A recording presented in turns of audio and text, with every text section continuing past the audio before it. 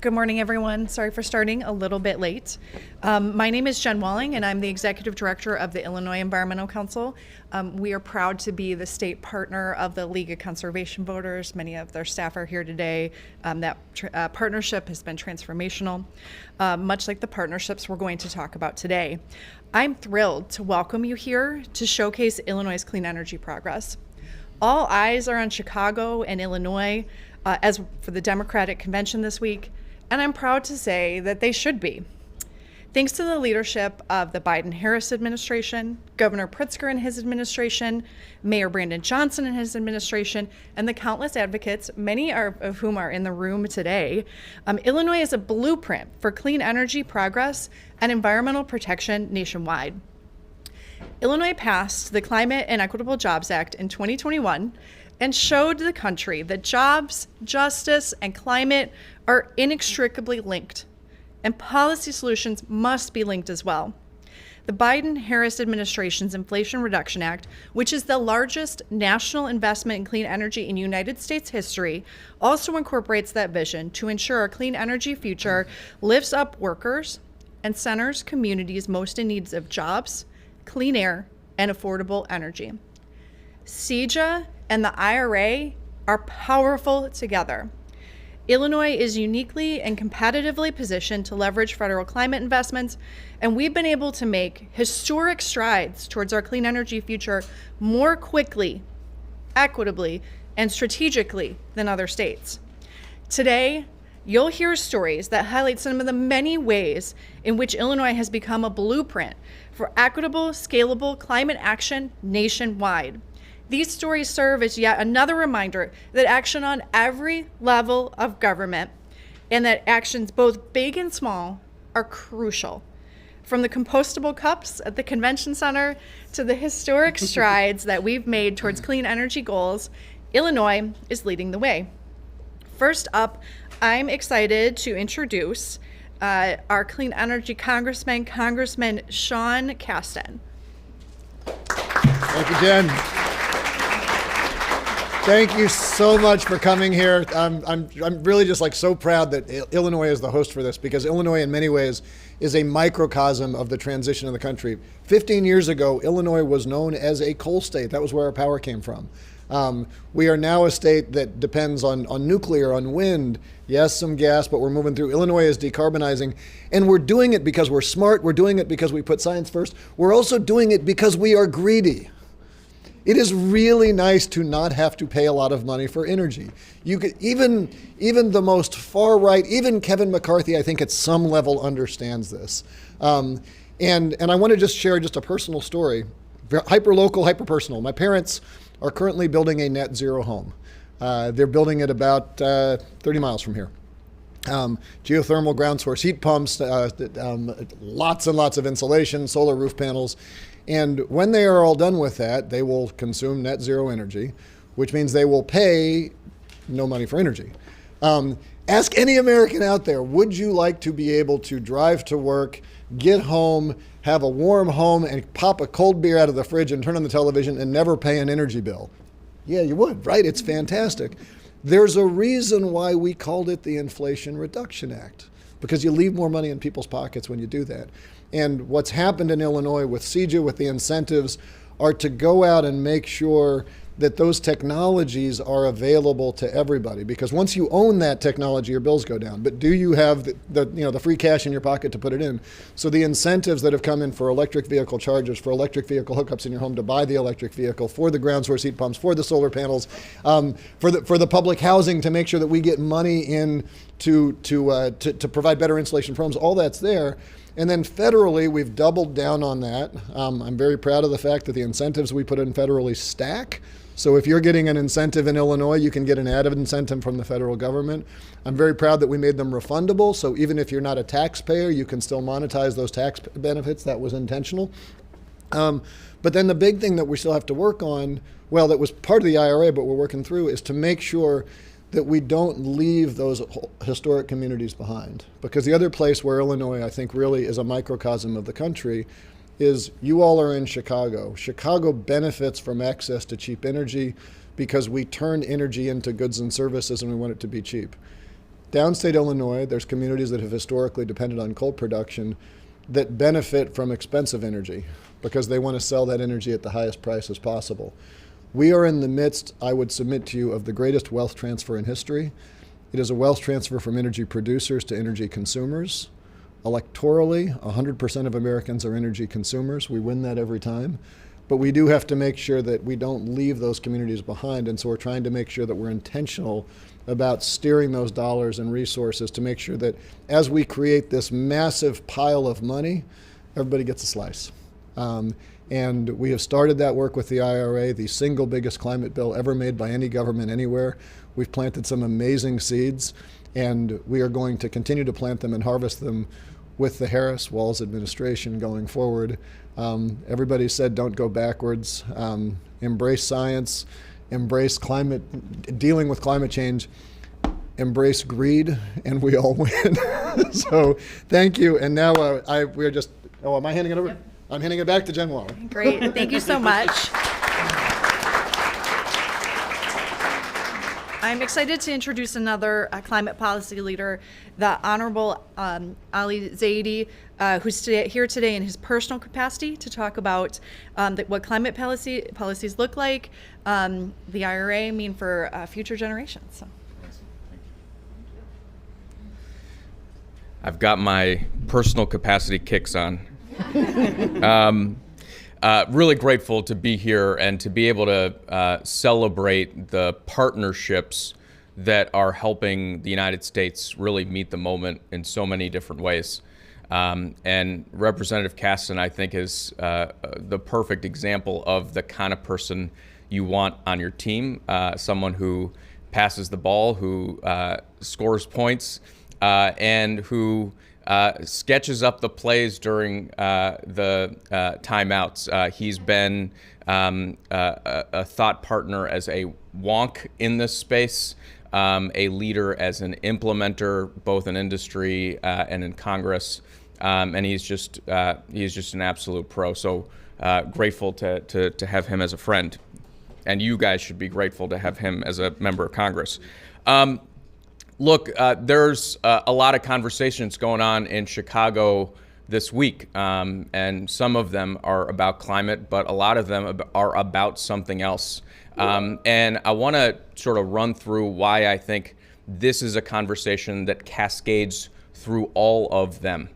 You know, we've got some folks here who have been spending a lot of time talking about freedom and how we have to step up as a country to make sure that reproductive freedom, other essential freedoms aren't taken away from people. We've had a court that's continued to roll things back. We've got to figure out a way to move things forward. And one of those essential freedoms, it should be an essential freedom here in the United States of America, is the freedom to breathe clean air and drink clean water. And part of what this partnership delivers between the federal government, between the states, public sector, private sector, working together is advancing the cause of freedom. We have a lot of folks here talking about our kids and how we give them a boost as they show up to school and try to make the grade and compete in a competitive global economy. And we know that that's a conversation that's not just about the books they pick up and the math that they learn. It's about the places where they show up. That's why Congress, with the leadership of Joe Biden, Kamala Harris, passed the first gun safety laws in decades. And that's why when we think about kids going back to school, we've got to think not just about what they will learn, but whether there will be the air conditioning to make sure that they're not sweating so much they can't focus, that there will be the retrofits that help the schools not waste money on energy, but actually be able to invest them in teachers and in education. We have a conversation going on in this town about what we owe our seniors, retirement security, a party that's standing up for the Social Security and health care benefits, the retirements folks have worked so hard to earn. But, you know, it's doesn't go that far if you are unprepared to deal with the extreme heat that's showing up in our communities. If you cannot, with a fixed income, take on rising energy costs. The conversation today is a conversation about doing right by our seniors, making sure that they can afford energy, that they can live and thrive in the warming that we have unfortunately unlocked. There are conversations happening around town about racial justice, about the work that we need to do going forward to level the playing field, but also the work of repair. It's not a coincidence that communities that were historically redlined are literally hotter today because there's more pavement and fewer trees. This partnership represents an opportunity to make progress on that question. On the questions of our economy, folks are staring overseas and wondering, will we be able to sustain this unprecedented manufacturing renaissance here in the United States? You'll hear from folks about things like heat pumps.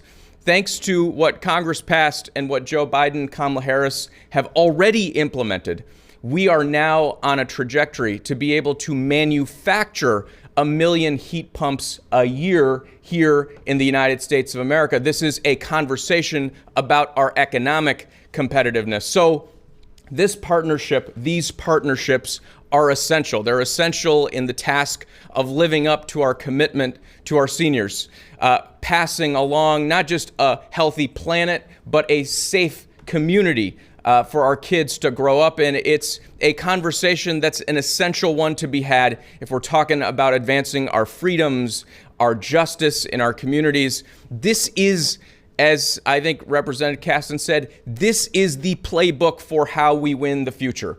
It is coming together, it is centering on our values and advancing solutions that don't just help everybody here in the United States of America, but set an example for how we move out on this crisis as a global community. You'll hear the impact on the ground.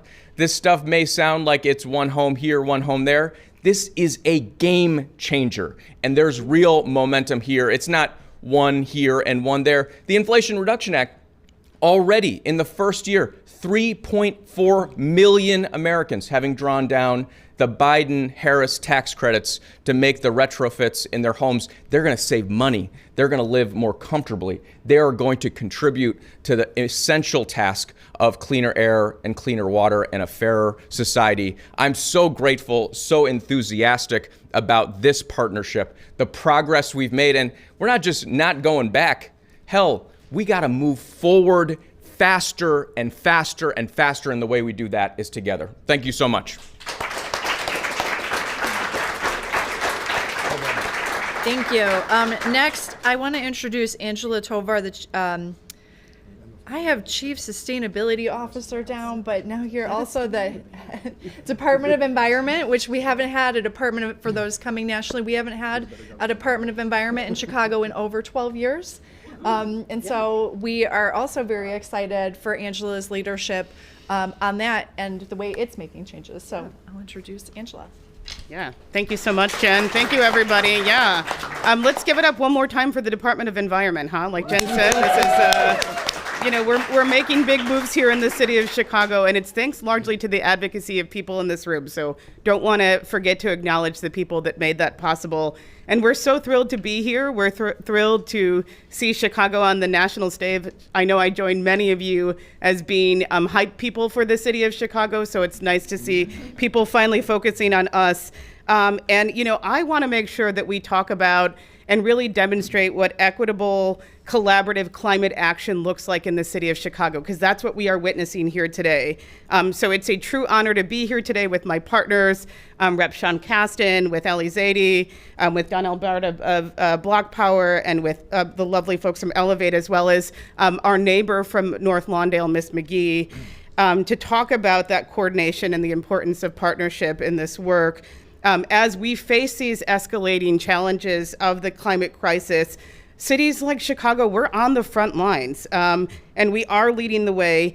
And we are fortunate here in the city of Chicago to have such a deep bench of leaders that are leading on the clean energy transition. This is not something that the city of Chicago does by itself. We are not a bunch of policymakers sitting in a room dictating how this transition is going to happen.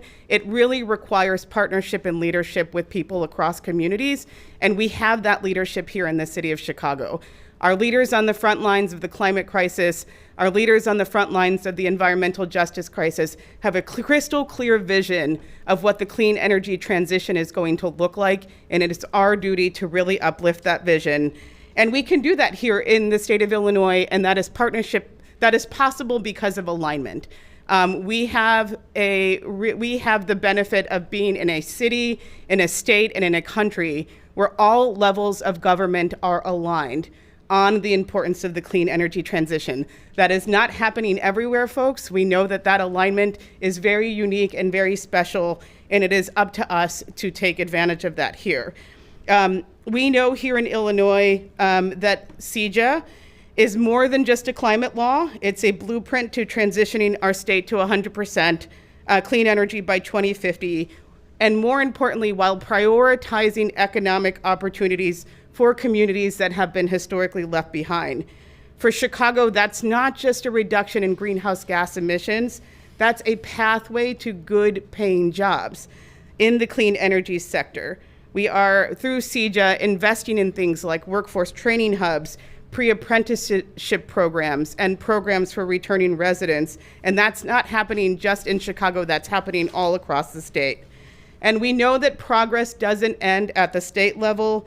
As we celebrate the Inflation Reduction Act's second birthday, we bear witness to the tremendous impacts that those historic investments have made around the country and here at home. IRA has supercharged our efforts here in Chicago, and it's delivering real-life benefits, as we'll hear shortly, to real-life Chicagoans. IRA has enabled significant cost savings on energy bills, meaning more money in the pockets of Chicago families. This year, when Chicago begins the implementation of our Green Homes program, which, by the way, is one of the largest equitable decarbonization programs in the country, we will be providing full retrofits and replacements of fossil fuel burning equipment for low and moderate income Chicagoans. And I want to say one more time, this is one of the largest equitable decarbonization programs in the country. In fact, I will just mention that Mayor Johnson has committed not only $16 million to the program. With the passage of our last bond, we've added another $20 million to the program. So this is significant investment in ensuring that we advance the clean energy transition at all, for all incomes across the city of Chicago in all of our 77 communities. The IRA is also helping the city. We are reducing our fleet emissions through our transition to electric vehicles and accelerating our commitment to adopting more rooftop solar on city-owned assets. And we're utilizing, as Rep. Caston already mentioned, the transformational tax credit in the IRA called direct pay to make those projects possible. And this is all coupled with the city's ambitious policies like the Clean and Affordable Buildings Ordinance that aims to eliminate the combustion of fossil fuels for new construction, and also our financial investments in our communities, like the Climate Infrastructure Fund, which has this year granted over $6 million to nonprofits and businesses. CEJA and IRA have given us the tools we need to meet the urgency of the climate crisis head on, while also advancing our commitment to equity and justice. These legislative achievements are a testament to what we can accomplish when we work together across different levels of governments and in partnership with community leaders. And as we look to the future, it's clear that Chicago is on a strong path toward achieving our climate goals. But more importantly, we are doing it in a way that lifts up all of our residents, ensuring that no one is left behind as we build a cleaner, greener, and more equitable city. And all of this is possible because of the commitment to everyone standing here and everyone that is seated out here. So thank you very much for your partnership, and I will turn it back over to Jen. Thanks. And I'm going to introduce our next speaker, who will introduce the next few, which is Dr. Ann Evans, who is the CEO of Elevate.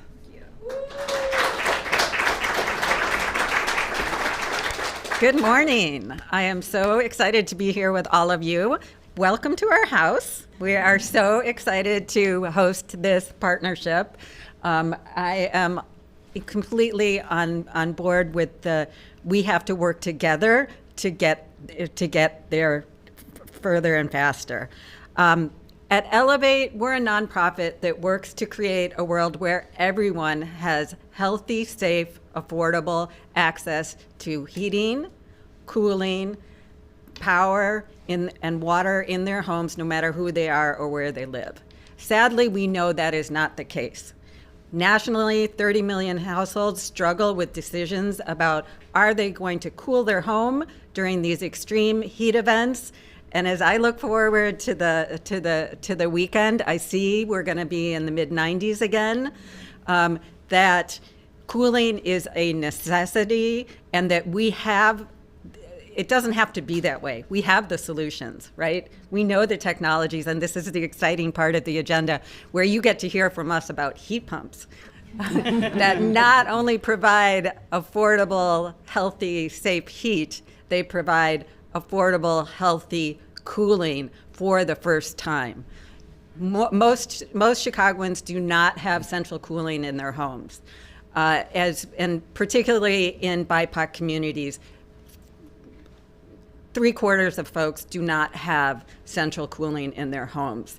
And this is an imperative. We have to work together so that everyone has access to cooling. We are excited to talk to you about this program where we are putting the residents of North Lawndale first as we make this transition to a clean energy economy. We are working with Black and brown contractors to help them transition to understand these technologies so that they can capture the income and hopefully wealth creation opportunities that come from IRA. And we want to help you install those million heat pumps that are getting manufactured locally here in the United States. This program also provides significant financial benefits and improves the financial welfare of families. We're reducing energy bills by up to $1,000 a year, and when you're living paycheck to paycheck, that improves your life, reduces your stress, and preserves the affordability of your housing. I am super excited to hand this off to Charis Humphrey. She is our senior program manager, and she's the one that makes this happen. She's going to walk you through some visuals so you can actually see the excitement of the heat pump technology.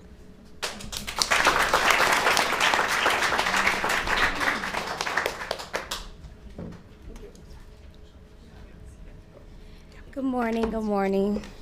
I'm excited to bring you guys this opportunity to talk about an amazing project that we're working on in the North Lawndale area here in Chicago. We have the opportunity of electrifying 30 homes in North Lawndale and bringing opportunities to contractors to be able to do the work for electrification.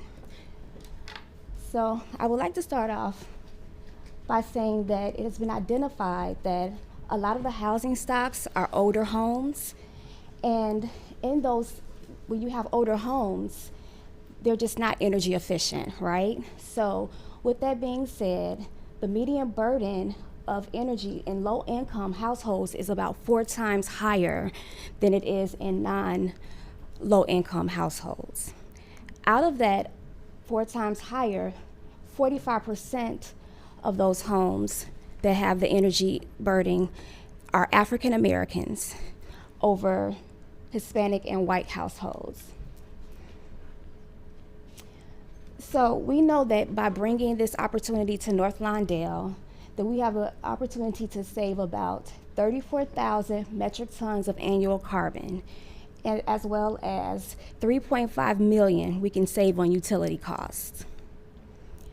Elevate has been known to actually bring this opportunity and to upgrade carbon in single-family, multifamily affordable housing energies.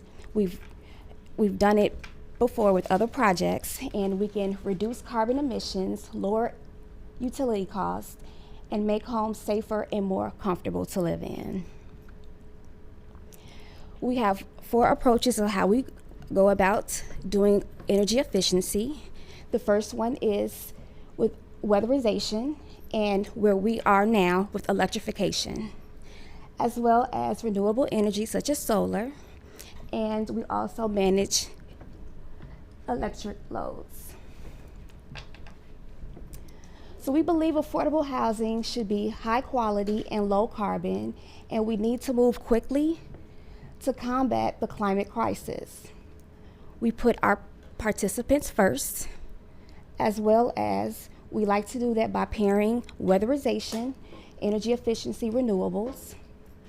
We make sure that the utility cost qualifies the actual participant to make sense to reduce the bill before we move forward into weatherizing and electrifying their homes. And then we also make sure we continue to support our homeowners. We don't just electrify and just leave them. We follow up with them, we monitor their utility costs, and we make sure that there's a savings. So the way that we approach this is, first, we like to identify pre-weatherized homes. And then from that point, we will add the utility costs by making sure that the utility bills are reduced. And we do that with installing heat pumps, hot water heat pumps, dryers, induction stoves, and electrical upgrades. The benefit is, as what Ann discussed earlier, is we have the opportunity to bring them cooling, we improve comfort, we improve indoor air-door quality, as well as, of course, reducing their utility bill. On the average, we can save our participants over $1,000 a year, as well as in a lifetime, 30 years of emissions, and $57,000 is the cost of the actual projects. I would like to just show you a video of one of our amazing participants in the North Lawndale community, and just to show you how we approach doing electrification in North Lawndale, and you'll see some of our construction and work that's been done there. The Spain's Northdale project is a project where we have the opportunity to electrify pre-existing weatherized homes in the North Lawndale area. So our scope is a total, the goal is about 30 homes, and we're doing 10 phases. And you'll find within the North Lawndale area, a lot of the homes are 2-flats, large bungalows, and it can get very, the cost effectiveness can be very expensive. So now that we have this grant, we can actually offer to do this for them at no cost to the actual homeowner. A few representatives from Elevate came out. They walked me through the program, took a look at my home, and gave it an assessment, and explained to me that it would be going green, which is definitely something that I was interested in order to help the environment. The electrification program entails replacing the furnace with a heat pump, replacing the gas hot water heater with a heat pump, replacing the gas dryer with a heat pump dryer, and replacing the gas range with an induction range. So a furnace burns natural gas to produce heat. A heat pump actually transfers heat from the outside to the inside during the wintertime, and from the inside to the outside during the summertime. So the benefits are that the homeowner will save money on their utility bills. At the same time, their carbon footprint, the amount of CO2 that's produced from operating the house, is diminished. So it's a win for the environment and a win for the homeowner. I'm really grateful for the opportunity that Elevate has given me. They really explained the process, and I'm really excited to see in the end what the product is going to look like.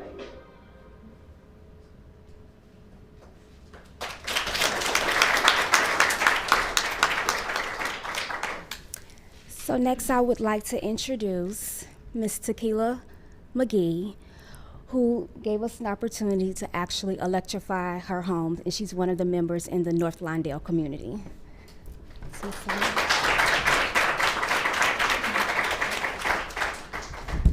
Hello, everyone. Thank you for being here. My name is Tequila McGee, and I'm a homeowner, and I'm participating in Elevate's electrification program. I have lived in North Lawndale with my family for 2 decades. Last week, my appliances were updated so they're electric and more energy efficient. Elevate also installed a heat pump that will manage the temperature of my home year-round. That's the upgrade that I'm most excited about because my house didn't have central AC. So it was sweltering in the summer, especially in my upstairs bedrooms. I've always been interested in electrifying my home, but I didn't know how to start the process. I was so excited when Elevator reached out to me with information about the program because I care a lot about protecting the environment.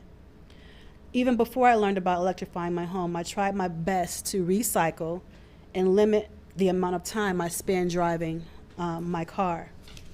I'm so glad that these upgrades will allow me to make my carbon footprint even smaller. And I want others to know that these opportunities are also possible for them. These upgrades have improved my life. It has increased the value of my home and helped lower my monthly utility bills. I'm proud that I can play an important part in reducing carbon emissions in my neighborhood and community. I'm excited that Elevate is going to continue this work in North Lawndale neighborhood, and I can't wait to see what else is possible in the future. Thank you.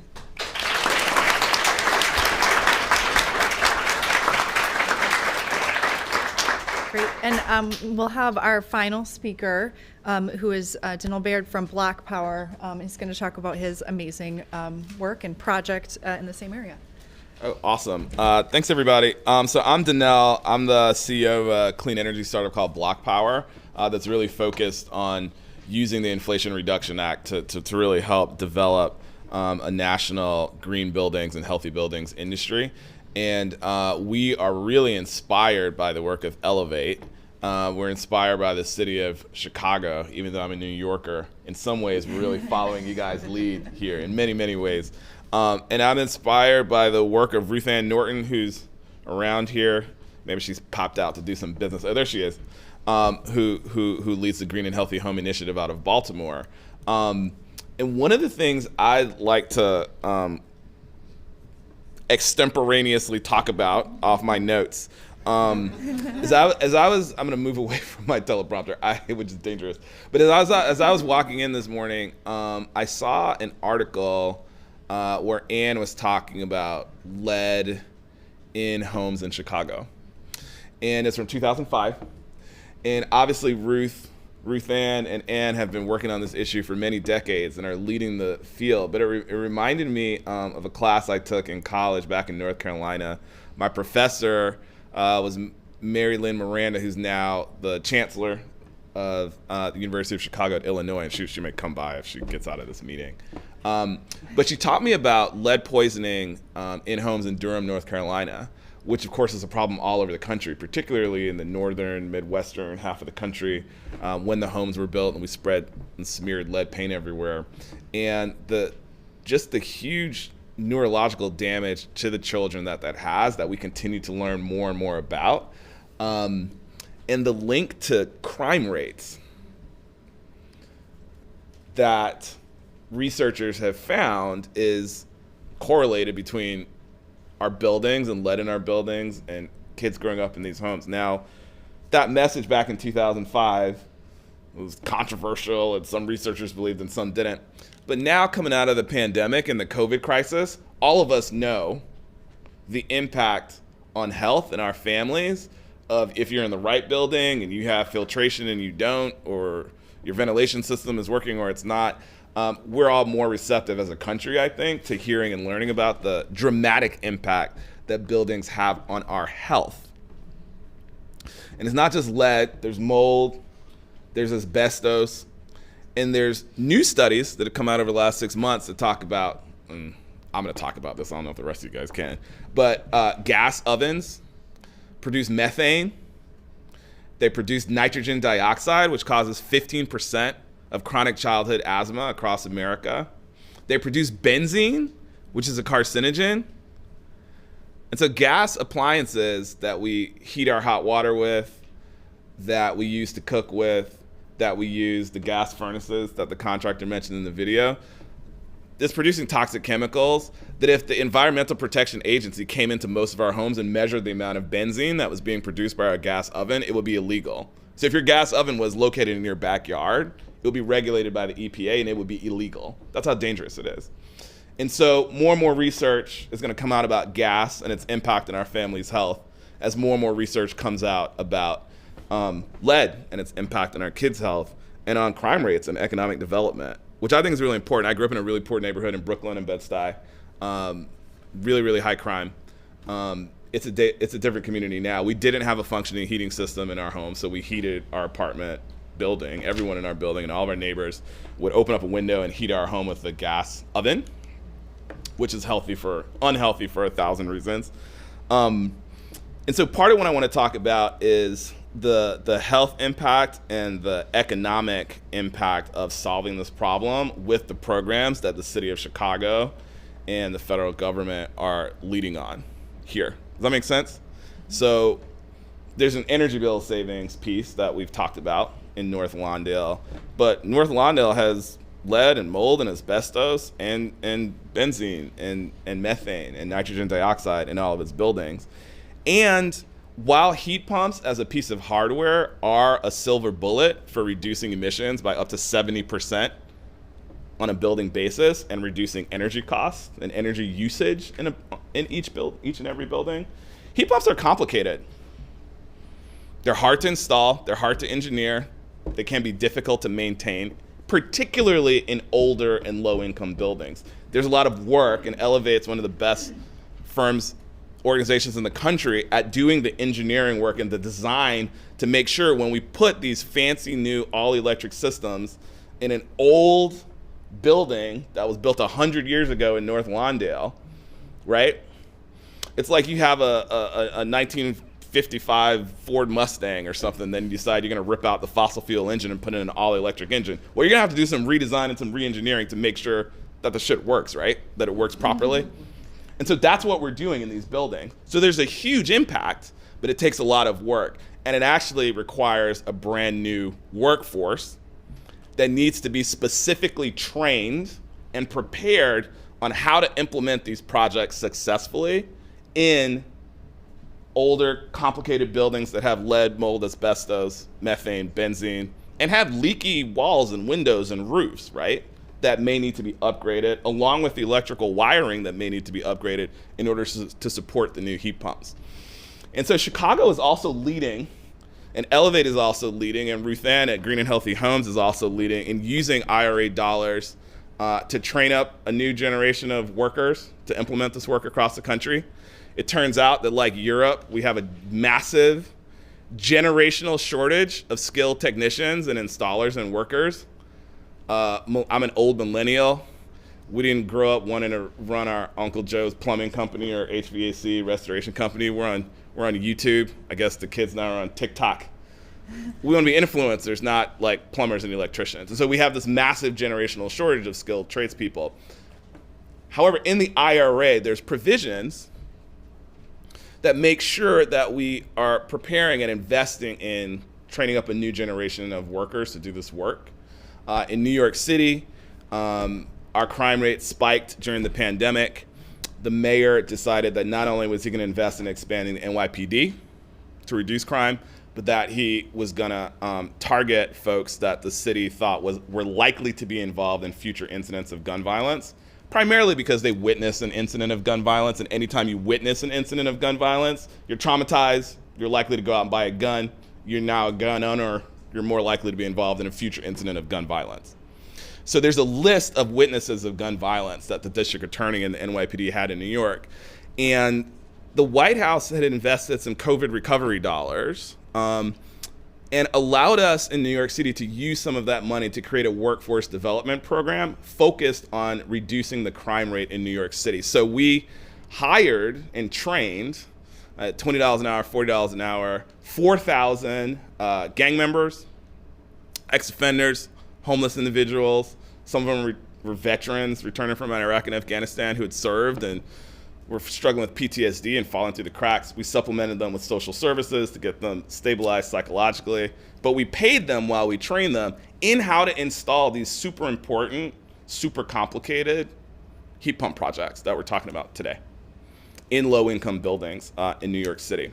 And that program has been successful over the last 3 years, thanks to the investment that the administration made. Chicago's taken it to the next level.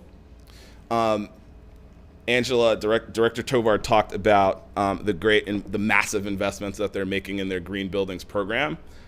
We are proud to work with Elevate, the Staines Family Foundation, my brother Curtis from CRED, the operating officer over at CRED May that cultivates and trains gang members and ex-gang members and how to rebuild their lives, but now is moving into green construction. Our colleagues and allies at Horton Families and Associates, stand up as a local employer. Don't be shy. That for years, before the press conferences, before the IRA, has been hiring ex-gang members in Chicago and putting them to work on construction projects throughout the city of Chicago, and is now with Curtis, raise your hand, Curtis. I'm not shy, sorry. Are putting these ex-gang members from Chicago to work installing these complicated and really important heat pump projects across North Lawndale and across other neighborhoods. And we're really excited that some of them are going to be working with Horton Family Associates and others to even electrify homes nearby President Obama's presidential library and campus on the south side. So we think this work is monumental and transformational in a myriad of ways: environmental impacts, energy bill savings, but also an opportunity to build up a new generation of workers and really start to address some of the historical inequities, the structural challenges that our country has failed to address. So when you think about a heat pump, it's not just a heat pump, it also is a structural intervention of some of the historical issues that we as a country have faced. And I'm very grateful to the city of Chicago for their leadership on this, and very grateful to the Biden-Harris administration for embedding all of this social and environmental impact into their Inflation Reduction Act. Thank you.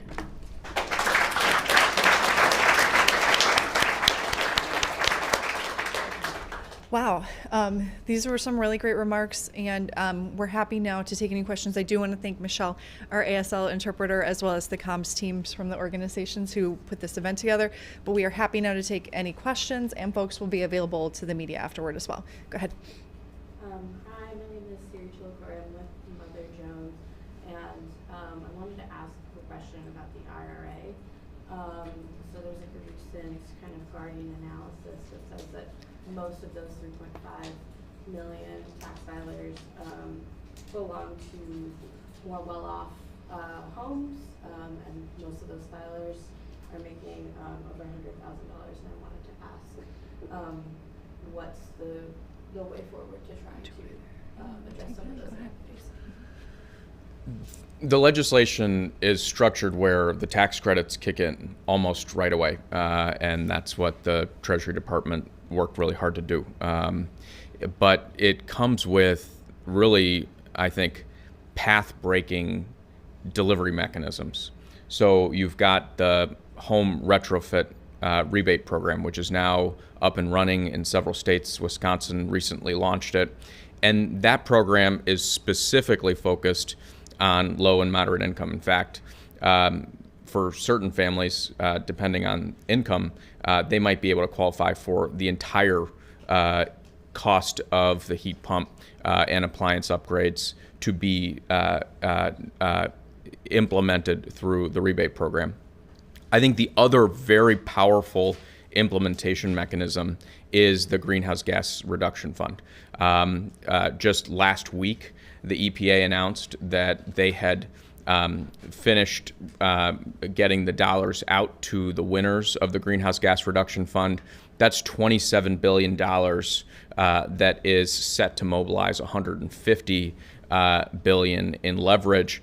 And what that will do is really come in and facilitate. I think you heard from a lot of these partners the complexity of the transaction and then all of the work that goes with it really come in as the thing that you can staple the tax credit to and make these transactions a lot easier. So I would look at the data out of Treasury as really, the first inning. And to Danelle's point about the structural things going on here, structurally, you've got now $150 billion capital mobilization through the Greenhouse Gas Reduction Fund, which is exclusively focused on reaching these sort of places the market hasn't gone. In addition to that, you've got the home rebate program, which is now up and running in several states and will continue to expand. So I think you've got that paired with then I think the learning curve, which comes from programs like Elevate that are improving the sort of understanding of balance of systems costs, how to get this through less friction to lower income consumers. So, I see the data as actually very promising when you pair it with all of the sort of capital mobilization that's taking place. And I think this is, I spoke a little bit about the manufacturing trajectory here. I think we're setting up for this being a broadly accessible tool for folks to knock down their energy costs in a dramatic way, not just 70% of the emissions, but frankly, half of the energy costs for the average family is heat and cooling. And so I think this is a big way of going after that. And I think the structure of the Inflation Reduction Act, actually, the tax credits are part of what you staple to a variety of different programs that are the implementation mechanism. And those implementation mechanisms are the sort of active part of the strategy to pull in more people into affordability and accessibility of these solutions. Yeah, I want to echo what Ali said, but also acknowledge that you're right, that that's a real issue that we're concerned about. I think we're going to see those numbers get better because we in Congress passed this enormous bill with an enormous set of incentives. We did not give Ali and his partners in the executive branch more resources to process. So they're sort of like this snake that's swallowing a refrigerator right now. And one of the things that happened is that we passed some really creative tax rules that allow you, if you are not a taxpayer, to monetize. You can sell your tax credit to someone else. You can find ways to get money through other vehicles.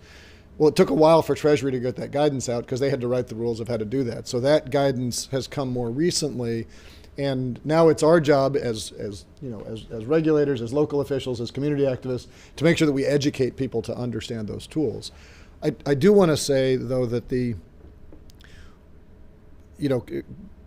legislation is a sausage-making process. What we wanted to do originally was to recognize that it costs the government just as much to give you a $1,000 tax credit as it does for the government to give you $1,000, right? We didn't get the votes in the Senate to structure it that way. The votes weren't there, and so we came up with this reimbursement program. Help us in the Senate to get those votes next time, right? But also, I think, help us talk about it because the Congressional Budget Office, which they score our bills, they have consistently shown that if you provide people with direct cash incentives instead of tax credits, it shows up as costing the government more money because more people take advantage of the programs. It makes the programs more successful. And if our goal in life is only to provide incentives that rich people with tax accountants can take advantage of, well, we're going to target a smaller universe of people, right? It doesn't make a good policy. And so, being able to articulate and say, look, our goal is to maximize the policy impact, not to go through and say, well, the CBO gave a score on this, and we're going to claim that's good because it excluded certain communities, right? And so I think you will see the IRA get better and more equitable. We're also, I think, would like to be in a position in a future Congress to make sure that we structure those rules to be more efficient from the get-go.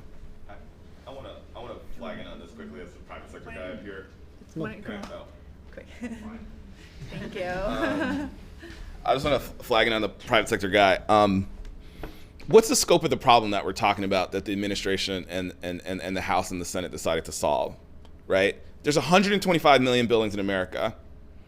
If you just look at the 5 million medium-sized buildings, like not even the 100 million homes or the 300,000 skyscrapers, if you just look at like the restaurants and the churches and synagogues and mosques and apartment complexes, that costs $2 trillion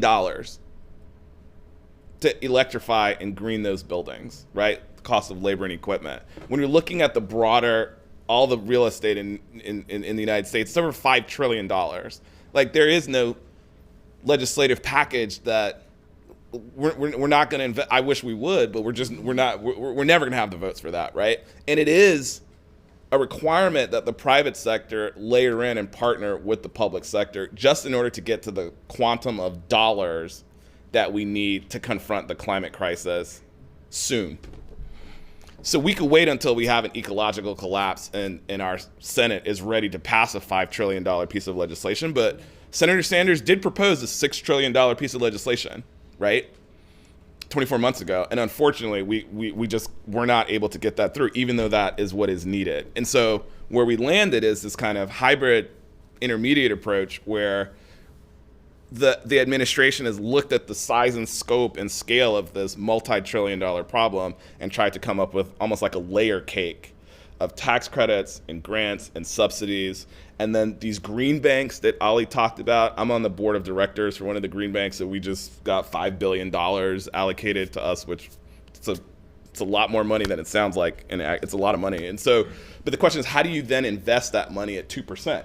So then you have the city of Chicago's investment into that layer cake, right? So you got tax credits from the federal government. You have some grants from the city of Chicago, right? And so if it costs $50,000 to $100,000 and to green one building and electrify one building in North Lawndale, and we're all working on bringing those costs down to get it down closer to $30,000 to $40,000 to green a medium-sized home in North Lawndale, then you want a mix of $2,000 worth of tax credits to be an input into that $50,000 to $100,000 project. You know, maybe $20,000 to $30,000 of federal grants from the Homes and HERA Act, right? Maybe another $30,000 to $50,000 from the city of Chicago's program, and then maybe a 2% loan from the Green Bank in order to get to that $50,000 to $100,000 per home. So it's a little complicated, and then it does become important that we find ways to provide technical assistance to all of our homeowners in the communities that we care about so they can access this complicated layer cake. I would love to see, by the way, maybe this is a Mother Jones project. There's been roughly like a 7 to 10 times leverage ratio that the private sector has matched those tax dollars. So for every dollar we've put out, there's 7 to 10 private dollars that have come in. So while you're right about the direct tax impacts, the folks who you're employing who are being pulled by those dollars are also benefiting. And I'll leave it to you guys to describe who that's pulling. But I think that's a much more equitable slice of the economy than just the people who can access those tax credits. Mm-hmm. Right, and because I remember, and I'll speak out of turn again, I remember in the Obama stimulus, I was a senior staffer for Obama on the first campaign, we had our $787 billion stimulus, and I was there when we invested $7 billion in greening buildings, and we were excited, and I was there when we laid everybody off. Yeah. 2 years later because we ran out of grant money. And the green buildings industry basically had to freeze until now.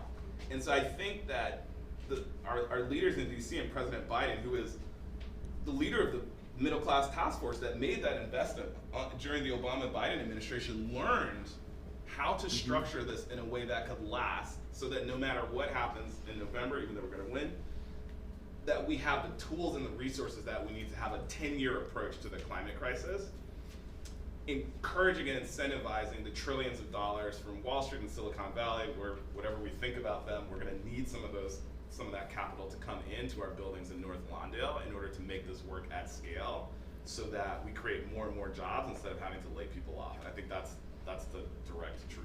Amazing. Let's take maybe a couple quick questions. So we'll end. Narsha Berg from the Chicago Tribune. I have a question actually just about timing. Obviously the DNC is going on this week. Why do this press conference now? Mm-hmm.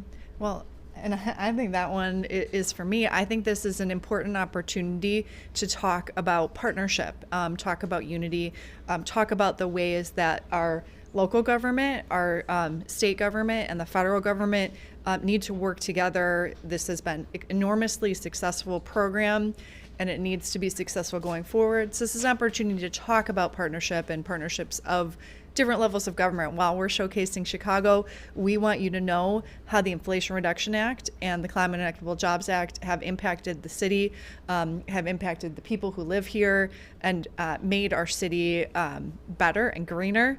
So this is why now. This is a really important time to showcase our city in that way. Yes. Yeah, and I just wanted to add that the climate crisis is real.